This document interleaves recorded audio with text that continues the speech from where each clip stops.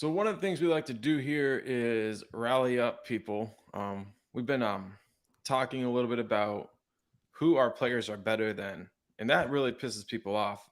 I know that J Dub is still young and he's got a long way to go in his career. Maybe it's not fair of us to compare him to Ant right now, but that's been a lot of fun and getting different people's reactions. Some people on one end say it's way too far. You should never do that. Other people say it's a fair comparison, similar game, similar body type.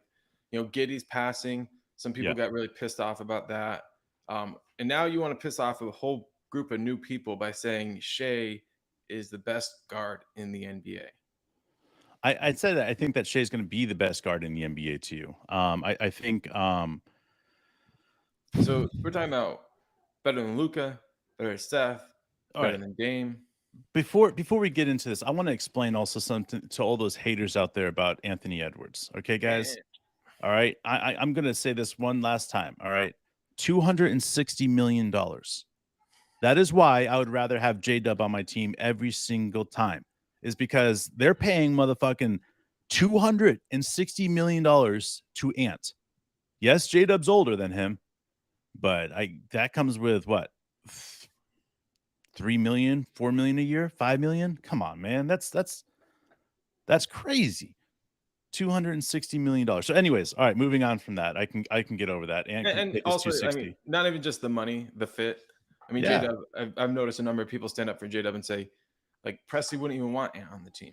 right? But I whatever. mean, that Well, seems like public knowledge to me. But again, that's because we're super fans of the Oklahoma City Thunder. We see the potential of J Dub. But these other fans that are, when we say, J Dub's better than Ant, or we would rather J Dub more than Ant, right? They're like these fucking crazies because they don't even know who J Dub is. Or they'll that's true. say J Dub's a nice piece, but I only watched him for a game or two. That's my point. Like Josh Giddey, what do you mean he's the best passer in the league? You guys are fucking idiots. Like, okay, cool. Cool. Prove to me I'm wrong. Just prove to me I'm wrong. Go watch Josh Giddey's every single assist that he had last year, which is not hard to do on NBA TV, by the way, if you guys want to go do that, because I've done it at least 10 times. And I can tell you this is I've watched a lot of the great guards in passing. And I'd sit there and I'm like, oh, Tyrese is amazing. Ooh, Luca's cross court pass is amazing. But it's the combination of everything that we're bringing together. What of That's the George? point. And so with that being said, is that now we've got J Dub we talked about, we got Josh Giddey we talked about, and it's because we want to educate our listeners to exactly what's Thunder. Like, this is no longer one of those moments that we're going to be sitting here saying we just won 40 games for the second year in a row. That's not going to be the case. What I'm trying to tell everybody and understand is that if Shea was the number one guard voted for all NBA teams last year, he was a top 5 in MVP voting this last year, right? Why is it weird for me to say that I think he's going to be the MVP candidate and the MVP of the 2023-2024 season? And with that being said, is that the only case that would happen is if it echoes exactly what we've been saying about our wins this year, which is what? If we win 50, 53, 55 wins, Shea goes out there, averages 30 something points a game. How are you going to tell me that Shea's not going to be at least 1 or 2 in the MVP votings, guys? So, yes, I think I would rather have Shea on my team than Luca. I would rather have Shea on my team than Trae Young. I would rather have Shea on my team than Steph Curry. I would rather have Shea on my team. I mean, we could go down the list. I mean, I got time all day. And there is not a guard in the league that I would say I would trade Shea for. Not a guard in the league. Damian Lillard can go fuck himself because Shea's going to outplay Damian Lillard for the next, 30 years. People are going to look at Shea's stats, they're going to look at Damian's stats in the next 30 years, and they're going to be like, damn, how did Damian Lillard be known as one of the great point guards of his generation when you look at Shea and you're like, holy shit. I'm just telling you guys, like we can cut this anyway, slice it anyway. Shea is the future of the NBA. The sooner that our fans recognize that, right? The sooner we start embracing the situation. So that's why we're out here, man. That's why we're saying everybody needs to start watching Shea. We all need to start watching Shea. We all need to observe what he is capable of doing because it's an MVP player. Will he win the MVP? dude, we win 53 games, right? Mhm. He puts up 30 points plus points a game. Why wouldn't he be at least a top 2? Why wouldn't people be talking about him? Because if you think about it, people are sick and tired of big men winning the MVP. They're just sick and tired of it, man. There's going to be a change. It's going to be a swing. It's going to happen to Luka or it's going to happen to Shea. And when it happens, it's just going to be automatic. Every year, people are going to think that he's an MVP caliber. Like, say what you want. Okay, let's go through. What do we got? Giannis has got 2. Joker has got what? 2. 2. Yeah. What Embiid's up, got 9-5? 1, What right? up, Unc? What's up, Unc? What's up, George? What's up, 9-5? We've got Embiid's got 1, right? So right there, that's 5 years. So again, it's 5 years in a row. So this is the year that it gets broken. And I'm willing to bet if it's between Luka and Shea, Shea's got the better team. Luka might be able to put more points up there, might be able to put some nice stats up there, but it's not all about stats and numbers. And if it's between Shea and Luka, we saw what the impact that Shea's all NBA team voting happened when Shea gave a shit about winning at the end of the season. Like, I really felt that Luka got fucked when the voting came out because he just didn't care, it seemed like. Let me ask you this, Dave. If we have the MVP or a player who's playing MVP top 2 level, Yep. we've got Chet out there playing For Rookie of the Year. potentially Rookie of the Year, potentially Defensive Player of the Year I mean, candidate. we don't need to say about how much we can go into this, but if Chet plays 65 games, it's going to be hard to beat him as Rookie of the Year.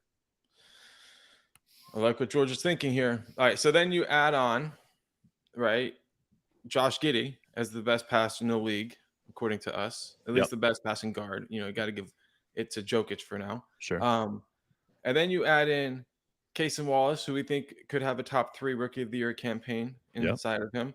Isaiah Joe might have a chance for 6th Man of the Year. And what, Dave, you tell me, what am I missing? What is the ceiling for a team with all of this? And I'm not even mentioning I want to J-Dub. And I think throw this out J-Dub's here. improvement alone could, on its own, increase our win total by 5 wins from last year. Like, right. I think he's that much better based on his preparedness for this upcoming season. So what is our ceiling? So let's take Chet out of this equation immediately. Let's just take him out. Because the improvements that we need right now is from the 4 other guys that are out there: Josh Giddey, Shea, J-Dub, and Dort. For me to see us to get to 60 wins, George, that's a huge number. If we need to get to 60 wins, that means Dort needs to step up and score 20 points a game. I'll say 60 wins, bro. Shea is getting the MVP unless somebody does. Dude, if we get 60 wins, we have to have J-Dub 20 points a game, and we have to have Dort 20 points a game, and Shea 20 points a game, maybe 30 points a game. That's the only way. I mean, there could be other ways through, but if we take Chet and we put those 3 guys as our main scorers right there, and then you take Chet and you take Josh Giddey, and those guys are the facilitators of sorts. Like, we're not focusing on them getting above 16, 17 points a game, because as much as I want to say Josh could go out there and score 20 points a game, he could, but him passing to get everybody else open allows so much more. So being able to focus on that right there would be the best. So you put that in the situation. Now the 4 guys that are out there besides Chet have improved their game so spectacularly that we're looking at 56 wins without Chet. That's the only thing that I would have to say. I think there's another opportunity for us to win additional games based on the average of the back end of our roster being much better. I watched some highlights from last year. J-Dub put up 32. I forget who we were playing against, but it was just, something YouTube recommended, right? And Olivier Sarr was playing a ton of minutes in that game. Yeah. Sarge played a ton of minutes in that game. Yep. I just feel like our roster now, we don't have that same situation where our depth is so much better, bro. As Charles Barkley says, the thickness that we have is undeniable. I mean, like, you could go up and down. And when Charles Barkley talks about thickness, everybody knows who he's talking about. And if you don't know who Charles Barkley is talking about thickness, just Google it. Google it, guys. But I look at this and I say that, yes, 60 wins is possible. But I don't think that that's something that Sam and Coach D are going to necessarily go for. I do think that 40 or 53 wins, 50 to 55 wins is the goal. And I think that that's a beautiful goal. And if you look at what this team can do, right? And it goes back to the thickness, man. We can have the top 5 starters out there and just dominating the NBA. But if we don't get any help from our bench and our bench hasn't gotten better, then it just stays there. We have a domination of the NBA, and we can look at our team and we can say this or that, but we'll be like the Wolves. The Wolves have a great Timberwolves have a great starting lineup, that can get them to the playoffs. But after that, it's just like, I mean, yeah, they got some nice pieces, but I mean, most of those nice pieces wouldn't even start on other teams. It would just be bench pieces on other teams. Whereas our players, if they get out there and doing what they're doing, telling you, Isaiah Joe can start on most teams. Kenny Hustle can start on most teams. Jay Will can start on most teams. And we can go down the list of the thickness that we have. And it's a very obvious, like we can play tip to tip if we want all day long. Teams are not going to be able to play with us because we have so many different players in so many different positions and so many different hybrids and this and that, that it's going to be, it's for teams for so long in the NBA, it's been literally checkers. It's just been checkers. Our best player against your best player, best defense, best defense, whatever. It's been checkers. What Coach D is going to be playing out there is a whole new aspirations of games because he's got 15 players. They've got 7 players they're going to be using. So which 15 of my players are going to be the best players against those 7? So in a way, we're playing chess while everybody else is playing checkers. And that's what Coach D is going to be in charge of. Can he maneuver that? Yes. And that's why I think that we saw last year, everybody got mad about his rotations, right? And they're all like, oh, why would he only stick that guy in there for 45 seconds? Well, listen, doing these type of stuff is teaching guys that I'm going to use you for this particular situation, period. Right? If you go out there and for that particular situation, you dominate, and then you do all these other things that you're supposed to do, you've earned yourself more playing time. Look at J-Dub. Look at Isaiah Joe. Look at Jay Will. JRE, Poku. All these guys have done the same thing. They go out there and they're like, hey, I can do this. I can block shots, Poku. I can block shots. I can pass the ball. That's all you're supposed to do. Just do that. If you do all the other things and you put everything else together, good for you. Right? But this is the year that we're all going to be able to sit back and actually understand where understand what Mark and I have been saying about the Thunder. Right? Is that this is the year that we're all going to realize that this is not a normal team. This is not a normal team. This is not a normal organization.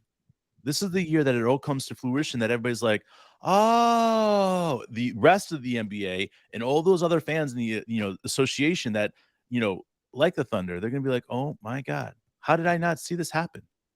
How did I miss this? It's because what's happening in Oklahoma City is something that books will be written about, that organizations from football to soccer to baseball, they're all going to take note. Just like when the Cardinals started. Where did the Cardinals start? They started the minor league system. Okay, guys, if you look back and you see how important the minor league system was to baseball and how it's produced, so many unbelievable stars that would have never gotten a chance to play in baseball, right? That's what the system is designed for. And you look at what Sam Presti has been voting for since day one about helping the system and the G League become spectacular. And we can all take a step back and we all can start appreciating exactly what Sam's trying to do now, because it's not normal. This is not normal. He's thought in the future and said, this is what the future NBA is going to look. So 3 years before it's supposed to look, I'm changing the dial and and it happens once in a while in sports. I mean, you can look at the San Antonio Spurs as an example. A younger Popovich takes over that team. A young Kerr takes over the Golden State Warriors. A young Phil Jackson takes over who? Oh, yeah, the Bulls. You see what I'm saying? It takes a young coach bringing in this system that says, I'm willing to fit this system in thing. Not these guys are going to bend to my authority. And that's why Coach D and that's why the rest of the NBA are hiring these young coaches for these young teams. Sam Presti's lit the way, bro. What's up, Corey? What's up, Corey? Breakout year for J-Dub. I agree, Blake.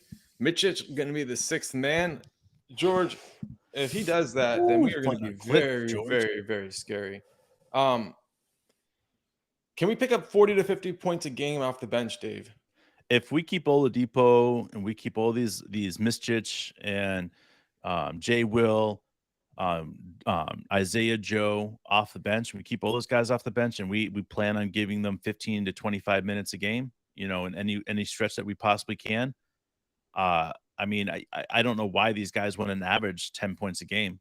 You know, like I know Jay Will can go out there and hit 3 or 4 threes pretty quickly. I know Isaiah Joe can hit 2 or 3 threes pretty quickly. You know, like we can go down this list. I do think that 40, 50 points at the end of the year when we're averaging out, you know, points per game per player, I think that we could look back and be like, holy shit, we had 5 guys that average double figures, or, you know, like some insane number like that, that people will be like, that's impossible to have. You can't have 5 guys coming off the bench with double figures. Yeah, you kind of can. Kind of can. I mean, Kenny Hustle, know he can put up 10 points a game. You know, I know Isaiah Joe can put up 10 points a game. I know Jay Will can put up 10 points a game. I know Poku can do what he can do. I mean, like, we can go down this list. This list is insane of who's getting playing time and who's putting up 10 points a game. So, yeah, 40, 50 points. Fuck yeah, dude. Why not?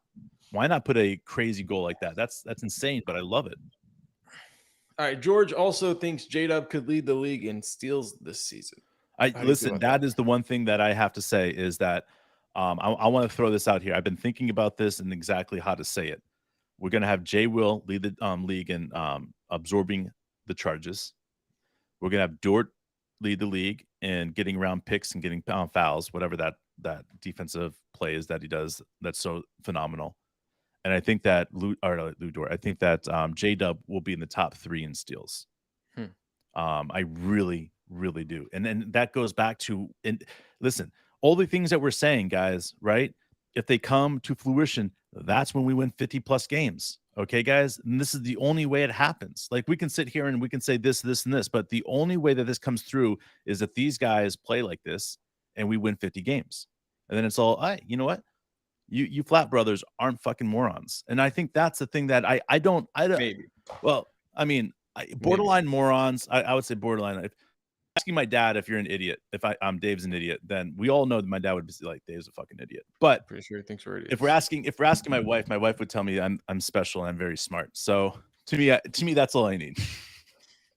All right. So Shea, this is 9-5. He says Shea will become the closest thing we've seen to Kobe Bryant. Book it. Wow. And then we got Chet, top 5 in blocks also. Yeah, you know what? Again, that's something that rookie of the year. If he's in top 5 in blocks, he's averaging something like 14 points a game, getting a bunch of rebounds. There's just certain things that, man, this is the year, guys. And you know what? There we go, Dre. Shea is winning MVP this year. Let's go Thunder. That's what I'm saying. That's what I'm saying. What do you think about this for Shea? 33, 5 and 5 shooting splits of 50, 40, 90, plus 4 steals or blocks or stocks, as we call them. I got a question. What do you think about that? I got a question. Is there any other guard in the league that can do that? And as you're thinking about that, I'm going to let Unk on here.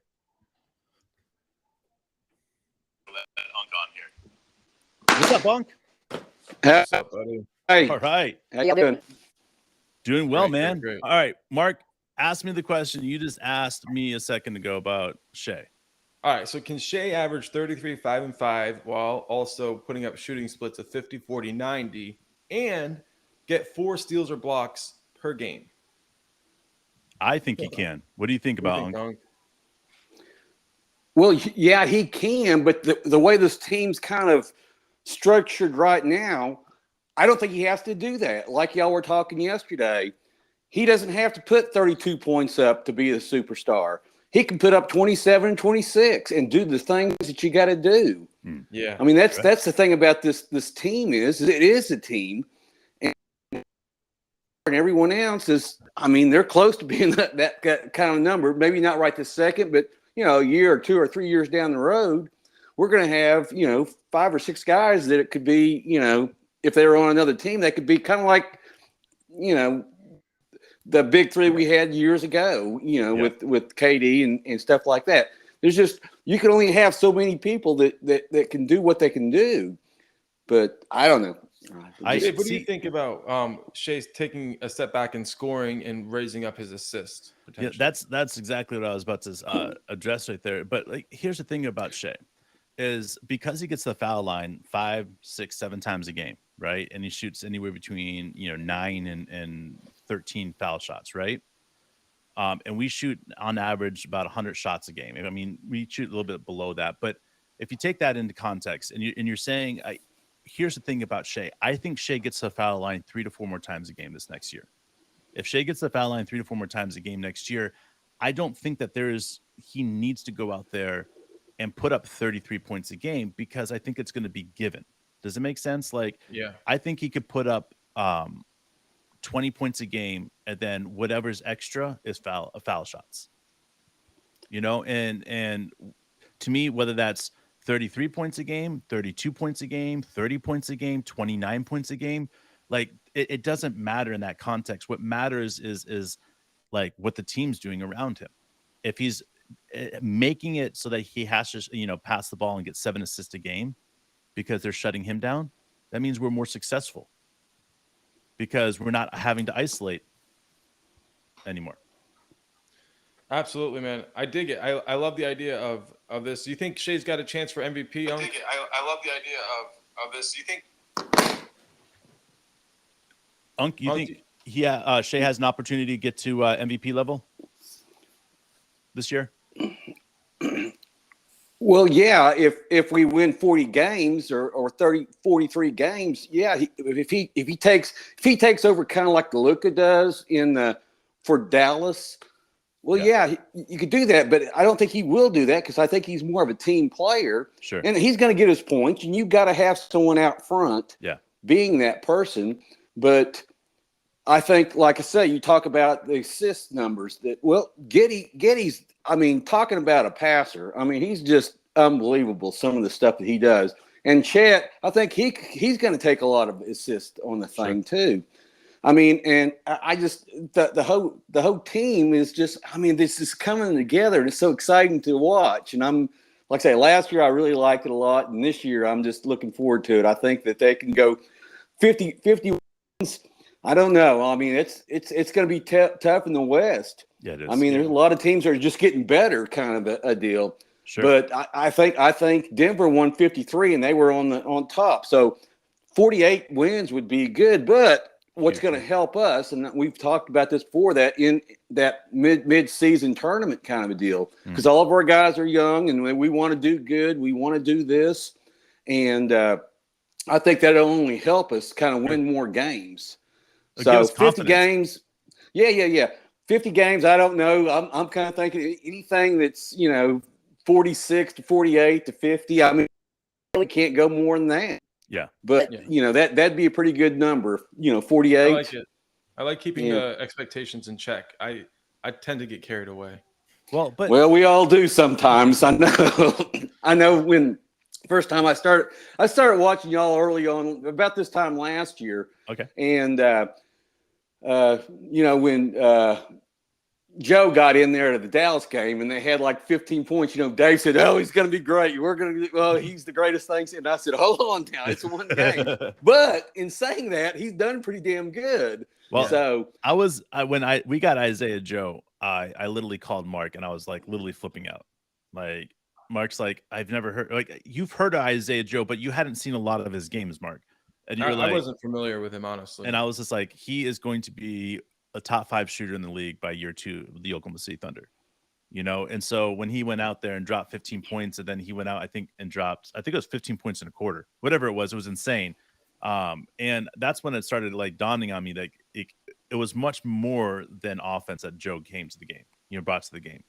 And as it was being unlocked in front of us, like, that's what I got excited about. And I still look back at Isaiah Joe as being one of the biggest pickups that we've ever had, as far as free pickups that we've ever had, because what Isaiah Joe is going to do for this team is spectacular. And I don't think there's very many shooters in the league that shoot above 45%, but those guys that, he could be cooking pretty soon. So Mwani just said past Thunder teams didn't have the same depth that this current team does. Would you agree with that, Unc? You think we're deeper now than we used to be? As last year, yes. I mean, or 2 years ago, well, of course we are. I mean, we're What about 6 we're- years ago? Would have been Russ. yeah. I 8 think years ago, Russ, maybe. we were last year, and we basically Yeah. got the same team. I think Right. that has a lot to do with it, just that 1 year experience, or 2 years experience, kind of a deal.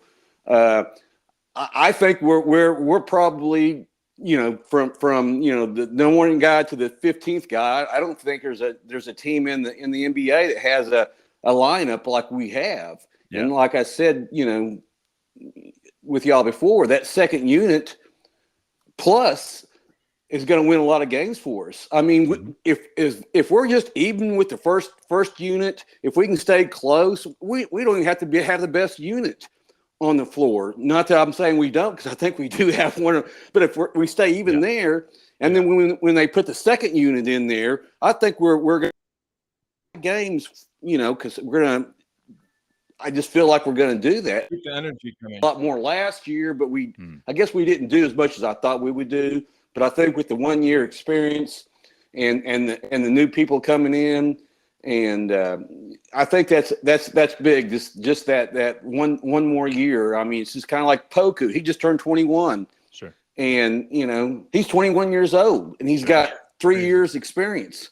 Yeah. Yeah. And Getty's 20 years old, and he's got 2 years experience. So I think it's that 1 year more, one more year, and you learn, kind of a deal. And I think that's a really good point right there. Like, if you think about it, and that's why I go back to why I think this team could win, 50 games, 50 plus games, is because if this team was veterans, I would have a smaller, upside. It'd be like 2 or 3 more wins than last year.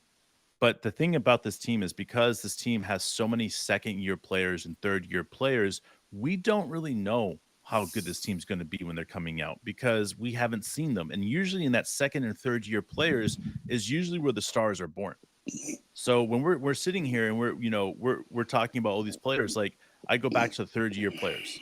Which of these third year players are ready to break out? All right. And Poku has to be on the top of that list, man. Like, Poku's got to do something special. The other person, 30 more years, we're talking about Dort. Like, these are the guys that need to have a big breakout year. And I'm looking at this and I'm getting excited, because I do think Dort's going to have that special year, and if that's the case, these massive jumps that we were about to see, I mean, like, you know what I'm saying, guys? Like, this could be a really special year, and we're not even truly understanding of what and how good this team could be, and like, we're just, and that's crazy saying that I'm thinking that this team could win 50 games, that we could be way off. Yeah. It's exciting. It's an exciting time of year, and we're pumped up that you keep joining us. It's always fun to have you on, even though we've had issues. Like, I always feel like the conversation is just better for having you with us. Yeah, man. Well, I do what now? Yeah, just go ahead and stay on. We're about to end this call. So when we leave here, yeah, we'll make sure you get uploaded. So we appreciate you guys. Tomorrow we'll be back with another episode. Mark and I are excited about that.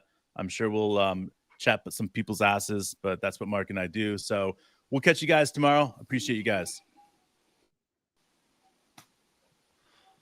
All right, hang on with me for a second, Unc. Yeah. Dave will I'm on back. my iPad today.